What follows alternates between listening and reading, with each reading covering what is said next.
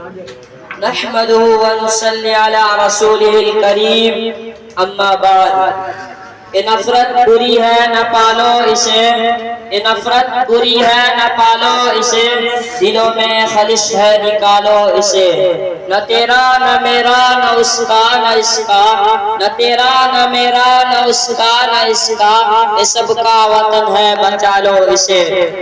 جشن یوم جمہوریہ کے اس مبارک موقع پر تشریف فرما استاد کرام، دور دراز سے تشریف لائے ہوئے مہمان اعظام اور عزیز ساتھیوں کا دل کی گہرائی سے استقبال کرتا ہوں اور میں شکر گزار ہوں۔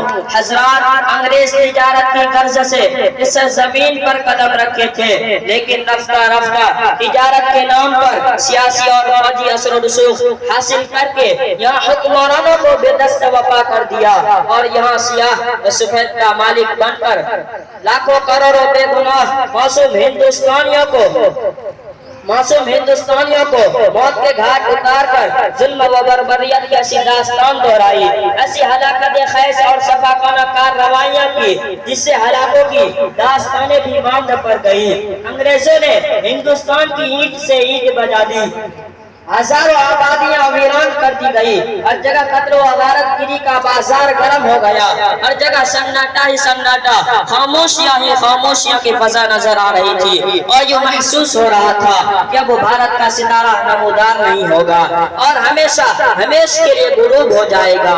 لیکن اس دھرتی کے خالق و مالک کا یہ دستور رہا ہے کہ ظلم کی ٹہنی کبھی پھلتی نہیں، ظلم کی ٹہنی کبھی پھلتی نہیں، ناؤ کاغذ کی صدا چلتی نہیں۔ چنانچہ ہندو مسلم اکتا و اکھنڈتا اتحاد و اتفاق کے نیچے میں ہندوستان بخت بیدار ہوا۔ ٹیپو سلطان، شاہ عبدالعزیز، سید احمد شہید، حضرت شاہ اسماعیل شہید، شاہ عبدالعزیز محدث دہلوی، بہادر شاہ ظفر، مہاتما گاندھی، جواہر لال نہرو، ڈاکٹر راؤ امبیڈکر، سردار ولبھ بھائی پٹیل، ان جیسے ہزاروں رہنماؤں کی قیادت میں لاکھوں لوگوں نے اپنی جانوں کے نذرانے پیش کیے، جام شہادت نوش کیا، گولیاں کھائے، پھانسی کے پھندے پر لگ گئے۔ بالآخر وہ دن آیا کہ ان کی اینٹ سے اینٹ بجا دی، ان کے سپہ سالاروں کے دانت کھٹے کر دیے اور ان کا اقتدار حرف غلط کی طرف مٹا دیا۔